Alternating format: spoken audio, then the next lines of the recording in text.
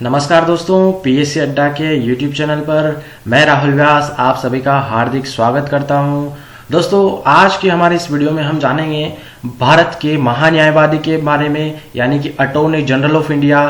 दोस्तों, संवैधानिक निकायों से संबंधित ये हमारा चौथा पार्ट है जिसमें हम अटॉर्नी जनरल को कवर कर रहे हैं। दोस्तों, पहले आपको एक जानकारी बता दूं कि जो संवैधानिक निकाय होते हैं उसमें जो हमारा केग आता है, यानी कि नियंत्रक एवं महालेखा परीक्षक, वो भी इसी में आता है। परंतु मैंने जब हमारी लाइन वार जब हम अनुच्छेदों को पढ़ रहे थे उसी दौरान मैंने उसको कवर कर लिया था।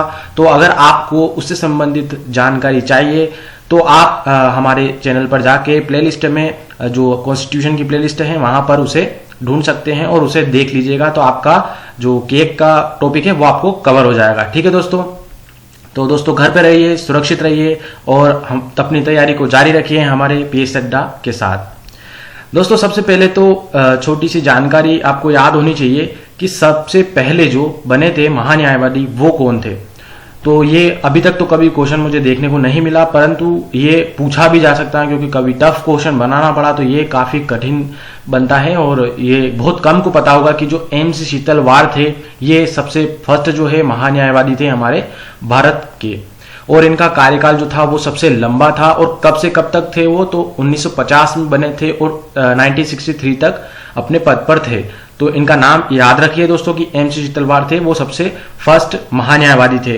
और अभी वर्तमान में जो है वो आप याद रख लीजिए कि दोस्तों जो 15वें नंबर के अभी कौन है, तो दोस्तों के वेणुगोपाल जो है ये 15वें नंबर के हमारे भारत सरकार के महान्यायवादी हैं। तो दोस्तों जानते हैं महान्यायवादी के बारे में कि अटॉर्नी जनरल की क्या पावर है, क्या योग्यता होती है, किस प्रकार उसकी नियुक्ति होती है, क्या भारतीय संविधान में प्रावधान किए गए हैं। तो दोस्तों आज की वीडियो में आपको काफी कुछ जानने को मिलेगा। सबसे फर्स्ट कि इसका अनुच्छेद, दोस्तों ये आप याद रख लीजिए, ये बहुत इंपॉर्टेंट है कि भारतीय संविधान के अनुच्छेद 76 के अंतर्गत भारत के महान्यायवादी पद की व्यवस्था की गई, यानी कि भारत का एक महान्यायवादी होगा। और वो किसमें बताया गया है, तो आर्टिकल 76 में, जो देश का सर्वोच्च कानून अधिकारी होगा तथा भारत सरकार को विधि संबंधी सलाह देता है।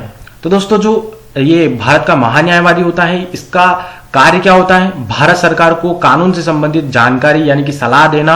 और आप नॉर्मली इसको यूं समझिए कि जो भारत सरकार होती है उनका जो है ये वकील होता है। दोस्तों आप यूं समझिए कि जैसे कि हम भी अगर कभी अदालत या जो सुप्रीम कोर्ट या हाई कोर्ट में किसी मामले का पक्ष रखना होता है तो हमें भी किसी वकील की आवश्यकता होती है। तो जब कभी भारत सरकार को वकील की आवश्यकता पड़ेगी तब उनके लिए जो कार्य करेगा वो कौन करेगा, भारत का महान्यायवादी। इस प्रकार की व्यवस्था जो है हमारे भारतीय संविधान में करी गई है, क्योंकि जो भारत सरकार होगी उससे तो जो कानून संबंधित पूरी जानकारी न हो, इसलिए एक उन्हें वकील प्रोवाइड किया जाता है जिससे वे जो अपना पक्ष जो है अदालतों में रख सकें। ठीक है दोस्तों, यहां पर आपको समझ में आया होगा कि भारत सरकार का वकील कौन होता है, तो वो महान्यायवादी होता है। दोस्तों देखते हैं हम अब इसकी नियुक्ति किस प्रकार होती है। भारत के महान्यायवादी की नियुक्ति मंत्री परिषद की सलाह पर राष्ट्रपति द्वारा की जाती है। दोस्तों ये फैक्ट आप याद रख लीजिए कि जो कौन नियुक्ति करेगा, तो महान्यायवादी की नियुक्ति राष्ट्रपति करता है। किसकी सलाह पर करता है, तो मंत्री परिषद की सलाह पर कार्य करता है। अब दोस्तों यहां पर एक चीज आती है कि जो नियुक्ति तो राष्ट्रपति करता है और किसकी सलाह पर करता है, मंत्री परिषद की सलाह पर करता है, और उसे हटाने की पावर है वो राष्ट्रपति को दी गई है। परंतु ये परंपरा रहती है दोस्तों अभी वर्तमान में भी कि जब कभी भी अगर मंत्री परिषद जो होगी यानी कि जो हमारी सरकार होगी अगर वो गिर जाती है या वो अपने जो मंत्री परिषद होती है पूरी विघटित हो जाती है, तब क्या होता है कि जो उसका महान्यायवादी होता है, क्योंकि उसके द्वारा ही उसे नियुक्त किया जाता है, तो उसे भी अपना त्यागपत्र देना होता है। इस चीज को समझिए दोस्तों कि कंडीशन क्या होती है यहाँ पर कि नियुक्ति राष्ट्रपति करता है, हटाता भी राष्ट्रपति ही है, उसी को पावर है। परंतु चूंकि मंत्री परिषद की सलाह पर उस महान्यायवादी को नियुक्त किया जाता है, तो जब कभी मंत्री परिषद अपना जो विश्वास मत खो देती है किसी भी प्रकार से, जो राजनीतिक स्थिति में अगर मंत्री परिषद जो है गिर जाती है, अपनी विघटित हो जाती है, तो उस कंडीशन में जो महान्यायवादी होगा उस मंत्री परिषद के द्वारा चुना हुआ उसे भी अपने पद से त्यागपत्र देना होगा। ये जानकारी आप याद रखिए। ठीक है दोस्तों, फिर कि वह राष्ट्रपति के प्रसाद पर्यंत अपने पद पर बना रहता है। ये तो आपको समझ में आ गया होगा कि राष्ट्रपति की इच्छा होगी तब तक वह अपने पद पर बना रहता है। महान्यायवादी के वेतन भत्ते, कार्यकाल आदि चीजें राष्ट्रपति द्वारा निर्धारित होती है, यानी कि सभी जो बातें होगी महान्यायवादी संबंधित वो राष्ट्रपति निर्धारित करते हैं। फिर दोस्तों कि इसके कार्यकाल का संविधान में उल्लेख नहीं मिलता है। दोस्तों जैसे कि अभी हर 5 वर्ष पे जैसे कि सरकार बनेगी तो सरकार सिफारिश करती है किससे, राष्ट्रपति से, और राष्ट्रपति क्या करते हैं, एक महान्यायवादी को नियुक्त करते हैं। तो जब तक सरकार बनी रहती है, यानी कि 5 साल सरकार का कार्यकाल होता है, तो 5 साल तक वो महान्यायवादी अपने पद पर बना रहेगा। जैसे ही सरकार गिरेगी फिर महान्यायवादी को भी त्यागपत्र देना होगा। तो इस प्रकार से कार्यकाल चलता है कि एक महान्यायवादी का कार्यकाल कितना होता है, 5 सालों तक होता है। परंतु भारतीय संविधान में जब बात आती है तो वहां पर कार्यकाल का विवरण नहीं दिया गया है कि भारत का जो महान्यायवादी होगा उसका कार्यकाल कितने पीरियड का होगा। ठीक है दोस्तों, अब देखते हैं हम कि अगर महान्यायवादी को किसी को बनना है, किसी व्यक्ति को, तो क्या योग्यता रखे जब जाके उसे महान्यायवादी बना दिया जाए। तो यहाँ पर देखिए दोस्तों कि पहली फर्स्ट कंडीशन तो कॉमनली रहती है कि भारत का नागरिक होना चाहिए वो, ये महत्वपूर्ण कंडीशन है, ये याद रखिए कि क्या योग्यता होनी चाहिए। तो सुप्रीम कोर्ट का न्यायाधीश बनने की उसकी योग्यता होनी चाहिए। अगर आप सुप्रीम कोर्ट के न्यायाधीश यानी कि जज बनने की योग्यता रखते हैं तो आपको भी भारत का महान्यायवादी बनाया जा सकता है। ठीक है, परंतु ये डिपेंड किस पे करेगा, राष्ट्रपति पर, और राष्ट्रपति भी किसकी सुनता है, तो मंत्रिपरिषद की सलाह स्वीकारता है यहाँ पर। फिर दोस्तों यहां पर मैंने ये भी बता दिया है कि अगर सुप्रीम कोर्ट का जज बनना की योग्यता रखना है तो उसके लिए क्या होगा कि उसके लिए भी क्या योग्यता होती है कि जो हाई कोर्ट होता है उसके जज बनने की रूप में 5 वर्ष तक आपने कार्य किया हो, या तो किसी हाई कोर्ट के जज के रूप में आपने 5 साल तक काम किया हो, या फिर हाई कोर्ट में 10 वर्ष तक आप अधिवक्ता रहे हैं, यानी वकील के रूप में आपने 10 साल तक किसी स्टेट हाई कोर्ट में जो है वहां पर कार्य किया हो। तो इस प्रकार से आप एक सुप्रीम कोर्ट के न्यायाधीश बनने की अगर योग्यता रखते हैं तो आपको महान्यायवादी बनाया जा सकता है। फिर दोस्तों इनके अतिरिक्त जो राष्ट्रपति के अनुसार विधिक मामलों का ज्ञाता होना चाहिए, यानी कि अगर राष्ट्रपति की निगाह में कोई व्यक्ति कानून का जानकार होता है तो उसे भी राष्ट्रपति जो है महान्यायवादी बना सकते हैं। तो दोस्तों ये योग्यताएं आपको याद होनी चाहिए, और मुख्यतः तो ये जो सेकंड वाली है यही इंपॉर्टेंट है कि सुप्रीम कोर्ट का न्यायाधीश बनने की योग्यता रखता हो। अब दोस्तों देखते हैं हम कि मुख्य इंपॉर्टेंट पॉइंट की इसके कार्य क्या है। दोस्तों जो महान्यायवादी होता है वो भारत सरकार का जो विधिक मामले जो होते हैं उस पर सलाह देता है। मैंने दोस्तों बताया कि जो भारत सरकार होती है उसका वह जो वकील होता है, तो जब भी कभी भी कानून के संबंधित मामले आएंगे तो वहां पर क्या होगा कि जो महान्यायवादी होगा वह भारतीय यानी कि इंडियन गवर्नमेंट जो होगी उसको सलाह देगा जो राष्ट्रपति द्वारा दिए जाते हैं, यानी कि राष्ट्रपति जो मामले बताएंगे उससे संबंधित वह सलाह भारत सरकार को देता है। फिर दोस्तों की विधिक रूप से ऐसे सभी कर्तव्यों का पालन जो राष्ट्रपति द्वारा दिए गए हैं, यानी कि दोस्तों कानून से संबंधित अगर कोई भी कर्तव्यों का पालन आता है, यानी कि अगर हम मान ले कि कोई कानून संबंधित विषय है तो वहां पर अगर पालन करना है तो जो राष्ट्रपति द्वारा दिए जाते हैं तो उसका भी ये कार्य करता है। फिर दोस्तों की संविधान या अन्य किसी विधि द्वारा प्रदान किए गए कर्तव्यों का निर्वहन, यानी आप सिर्फ इतना समझ लीजिए कि जब कभी भी महान्यायवादी के अगर कार्यों की बात आती है तो सब में कानून से संबंधित विषय जो है सम्मिलित होगा ही अवश्य। तो जब कभी भी कानून संबंधित अगर कर्तव्यों का पालन आता है, चाहे वो संविधान में हो या अन्य किसी कानून से संबंधित, तो वहां पर भी वो कार्य किसका होगा, जो भारत सरकार का महान्यायवादी होता है वो।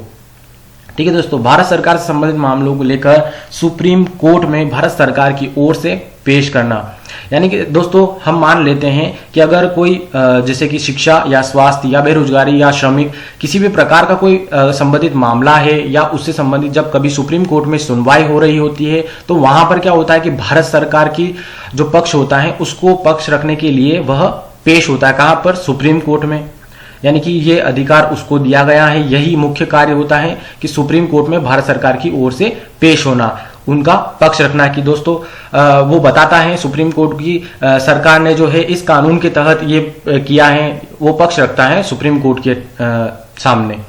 दोस्तों 146 अनुच्छेद के अनुसार राष्ट्रपति द्वारा सुप्रीम कोर्ट में भारत सरकार का प्रतिनिधित्व करना, यह भी सेम ही बात होगी कि जब कभी राष्ट्रपति द्वारा जब सुप्रीम कोर्ट में क्या होगा कि जो भारत सरकार होगी वहां पर जो है सुप्रीम कोर्ट में जो भारतीय जो गवर्नमेंट होगी उसका प्रतिनिधित्व कौन करेगा, तो वो जो भारत का जो महान्यायवादी होगा यानी अटॉर्नी जनरल वो ही करेगा। फिर किसी हाई कोर्ट में सुनवाई का अधिकार होता है दोस्तों, जो अटॉर्नी जनरल होगा उसको किसी हाई कोर्ट में सुनवाई का अधिकार होगा, या अपने अधीन जो है सोलिसिटर जनरल को न्यायालय में सुनवाई के लिए भेजना, ये इसका कार्य भी होता है दोस्तों। अब सोलिसिटर जनरल भी हम देखेंगे, यहां पर जान लीजिए कि जो सोलिसिटर जनरल होता है वो जो हमारे अटॉर्नी जनरल होंगे उनके अधीन क्या होता है, सहायता के लिए नियुक्त किए जाते हैं सोलिसिटर जनरल। एक प्रकार से ये अतिरिक्त जो है अटॉर्नी जनरल आप कह सकते हैं। तो जो इनके अधीन कार्य करते हैं अटॉर्नी जनरल के, तो उनको क्या बोला जाता है, सोलिसिटर जनरल। तो उनको क्या करते हैं, अटॉर्नी जनरल जो न्यायालय होते हैं उनमें सुनवाई के लिए भेज सकते हैं। क्योंकि आप देखेंगे कि अब हम भारतीय गवर्नमेंट की बात कर रहे हैं तो काफी एक अखिल भारतीय स्तर पे बात आ गई, तो वहां पर सिर्फ एक व्यक्ति जो अटॉर्नी जनरल है वो किस प्रकार से कानूनी कार्रवाई को मतलब अपने जो है कार्य कर पाएगा इतनी बड़ी, तो उसके अधीन जो है कार्यों को सुगम बनाने के लिए सोलिसिटर जनरल की नियुक्ति की जाती है। अब दोस्तों देखते हैं कि जो भारत का महान्यायवादी होता है उसको क्या पावर दी गई है। तो मुख्य पावर तो यहां पर मैंने आपको बताई दी है कि महान्यायवादी को भारत के किसी भी राज्य क्षेत्र में किसी भी अदालत में सुनवाई का अधिकार है। अब दोस्तों अगर भारत की बात आ रही है तो वहां पर जितने भी जो हमारे स्टेट हैं और वहां की अगर डिस्ट्रिक्ट कोर्ट की भी बात करें तो वहां पर भी यानी कि जो भी अदालतें हैं वहां पर जाने की और सुनवाई करने का अधिकार जो है अटॉर्नी जनरल को दिया गया है।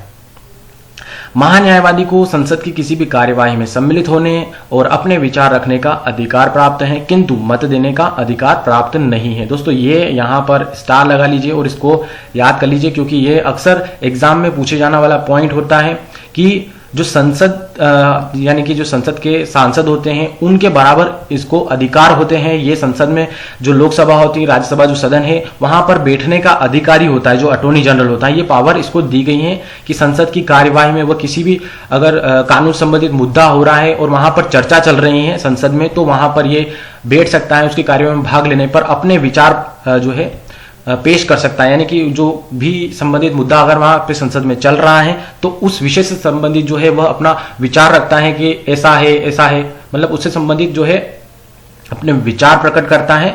और बस यहां पर यह पूछा जाता है कि इसको मत देने का अधिकार प्राप्त नहीं होता है, क्योंकि आप जब भी देखेंगे कि जो संसद के सदस्य होते हैं उन बिल पे जो वोटिंग होती है तो दोस्तों वहां पर सभी जितने भी संसद के सदस्य होते हैं वो वोटिंग डालते हैं। तो अगर उस दौरान कार्यवाही में कौन भाग ले रहा है, अटॉर्नी जनरल ले रहा है, तो वहां पर अगर वोटिंग होगी तो जो मत देने का अधिकार अटॉर्नी जनरल को नहीं दिया गया है। तो दोस्तों ये मुख्य पॉइंट था, ये आप जरूर याद रख लीजिए। अब देखते हैं दोस्तों इसकी लिमिटेशंस क्या है। अधिकार तो दिए गए हैं परंतु कुछ सीमाएं भी निर्धारित की गई हैं। वो क्या है कि किसी मामले में भारत सरकार के विरुद्ध किसी व्यक्ति को कोई सलाह नहीं दे सकता। यानी कि दोस्तों अगर मान लीजिए हम जाते हैं अटॉर्नी जनरल के पास और हम या स्वास्थ्य का मुद्दा है, अगर कोई कानून संबंधित स्वास्थ्य का पहलू है, वहां पर हमने अटॉर्नी जनरल से सलाह मांगी, तो क्या होगा कि वो भारत सरकार का वकील है। अब उसी मुद्दे पर भारत सरकार का पक्ष जो है वो वही वकील रखेगा, अटॉर्नी जनरल जो होंगे तो वही रखेगा। अब हम उससे संबंधित जो सलाह मांगेंगे तो क्या वह हमें सलाह देगा? नहीं। तो इनकी जो लिमिटेशंस बांध दी गई हैं कि अगर जो भारत सरकार होगी तो उनसे संबंधित जो है उनके विरुद्ध कोई भी सलाह वो नहीं दे सकता है। अब बात करते हैं नेक्स्ट जो है लिमिटेशंस की, कि आपराधिक मामलों में बिना भारत सरकार की अनुमति के किसी व्यक्ति का बचाव नहीं कर सकता। यानी कि दोस्तों जैसे कि आपराधिक जो मामले होते हैं, यानी कि किसी व्यक्ति ने दुष्कर्म किया या फिर किसी की हत्या कर दी, चोरी भी की है, तो इस प्रकार के जो आपराधिक मामले होते हैं अगर उसकी कहीं अदालत में सुनवाई चल रही है तो वहां पर उस व्यक्ति का बचाव करने का अधिकार नहीं होता है किसको? अटॉर्नी जनरल को। परंतु उसमें भारत सरकार की अनुमति आवश्यक होती है। यानी कि अगर किसी व्यक्ति का बचाव भी करना है अटॉर्नी जनरल को तो वहां पर भारत सरकार की परमिशन आवश्यक होती है। फिर देखते हैं दोस्तों कि महान्यायवादी बिना भारत सरकार की अनुमति के किसी कंपनी में कोई पद ग्रहण नहीं कर सकता। यानी कि अगर कोई भी जैसे कि जियो, रिलायंस या फिर किसी प्रकार की कोई कंपनी है तो वहां पर कोई भी जैसे कि निदेशक, सचिव या कोई भी पद हुआ तो वहां पर जो महान्यायवादी होंगे वो जो है पद ग्रहण नहीं कर सकते भारत सरकार की परमिशन के बिना। अब दोस्तों नेक्स्ट लिमिटेशन की वह उन विषयों में कोई टिप्पणी नहीं कर सकता जिन मामलों में उसे भारत सरकार की ओर से पेश होना है। अब दोस्तों कि अगर वापस से वही कि भारत सरकार का वकील है वो पेश भी होगा कोर्ट में, तो अगर जैसे कि उस जिस भी मामले में अगर कोर्ट में पेशी चल रही है तो उससे संबंधित कोई भी वो बयान टिप्पणी नहीं कर सकता। जैसे कि अगर उसने आके वो मीडिया में कह दिया कि इस मामले से संबंधित, तो वो कभी भी डायरेक्टली आके जो है उस मामले से संबंधित बयान नहीं दे सकता, ना कोई टिप्पणी कर सकता है दोस्तों। तो यहाँ पर एक रूप में आप देखेंगे कि जो भारत का महान्यायवादी होता है उसे पावर भी काफी दी गई है और उसके लिमिटेशंस भी निर्धारित कर दी गई हैं। अब दोस्तों यहाँ पर हम देखते हैं कि आखिर क्या स्वतंत्रता हो सकती है एक महान्यायवादी की। तो महान्यायवादी क्या होता है कि भारत का कोई नियमित नौकरशाह तो नहीं होता है, क्योंकि आप देखेंगे कि जो नियमित नौकरशाह होते हैं यानी कि प्रशासनिक अधिकारी, वो हमेशा यानी कि जब तक रिटायरमेंट नहीं हो जाता 62 या 65 वर्ष तक, तब तक वो जो है अपने कार्य पर रहते हैं। तो वो नियमित तो नौकरशाह नहीं होता, सिर्फ 5 वर्ष तक ही जो है अपने कार्य करता है भारत सरकार जब तक रहती है। तो उसे आवश्यकतानुसार भारत सरकार द्वारा बुलाया जाता है, यानी कि जब कभी भी उन्हें जरूरत होती है भारतीय गवर्नमेंट को अगर किसी विषय से संबंधित कानून सलाह पर, तभी जो है उसे बुलाया जाता है। अतः वह न्यायालयों में निजी वकालत जारी रख सकता है। जैसे कि मान लीजिए अगर उसका कोई पक्ष नहीं रखना है भारतीय सरकार का, तब वह अगर कोई कार्य नहीं कर रहा है तो वह निजी जो वकालत जो है कर सकता है, यानी कि अपनी प्राइवेट जो है किसी भी न्यायालय में जो है प्राइवेट जो है वकालत कर सकता है। तो ये उसको स्वतंत्रता दी गई है। अब दोस्तों हमने बात की थी कि सॉलिसिटर जनरल की, तो सॉलिसिटर जनरल जो होता है वो महान्यायवादी के अधीन कार्य करता है और यह कोई संवैधानिक पद नहीं है, इसका संविधान में कोई वर्णन नहीं किया गया है। यह भारत के महान्यायवादी के अधीन, यहाँ पे अधीन आएगा दोस्तों, अधिक नहीं है, अधीन उच्च न्यायालय का प्रतिनिधित्व करता है। जो सॉलिसिटर जनरल होता है वो महान्यायवादी के सहायक हेतु अपॉइंट किया जाता है, जिससे जो है उच्च न्यायालय जो हाई कोर्ट होते हैं उसमें उनका प्रतिनिधित्व वह कर सकते हैं। यानी कि महान्यायवादी के, जैसे कि अगर महान्यायवादी सुप्रीम कोर्ट में अपना पक्ष रख रहे हैं तो वहां पर अगर किसी उसी दौरान किसी हाई कोर्ट में भी पक्ष रखने जाना है तो वहां पर वो जो महान्यायवादी होंगे उस समय किसको, सॉलिसिटर जनरल को भेज देंगे कि आप मेरा जो है वहां पर ये पक्ष रखिए। इस प्रकार से जो है एक आप देख सकते हैं कि महान्यायवादी सर्वोच्च होता है, कानून अधिकारी फिर उनके अंडर में होते हैं सॉलिसिटर जनरल। तो दोस्तों मैं आपको बता दूं कि जैसे कि अभी के वेणुगोपाल जो है वो करंट में हमारे महान्यायवादी हैं, अटॉर्नी जनरल है। तो उसी प्रकार अभी जो है अपॉइंट कौन है सॉलिसिटर जनरल, तो वो है अभी तुषार मेहता। तो दोस्तों यहाँ पर आपको काफी कुछ जानने को मिला होगा। मैं आशा करता हूँ आपको वीडियो पसंद आया होगा। अगर वीडियो पसंद आया हो तो आप लाइक करना ना भूलें, और अगर आपको इस वीडियो का पीडीएफ चाहिए तो आप हमारे इस पीएससी अड्डा के टेलीग्राम चैनल पर जा सकते हैं, वहां पर आपको इस वीडियो का पीडीएफ अवेलेबल हो जाएगा। और दोस्तों आप अगर हमारे इस चैनल पर नए हैं तो दोस्तों चैनल को सब्सक्राइब कर लीजिए ताकि हमारी आने वाली वीडियोस की नोटिफिकेशन आप तक मिलती रहे। दोस्तों आज के लिए बस इतना ही, आप सभी का धन्यवाद।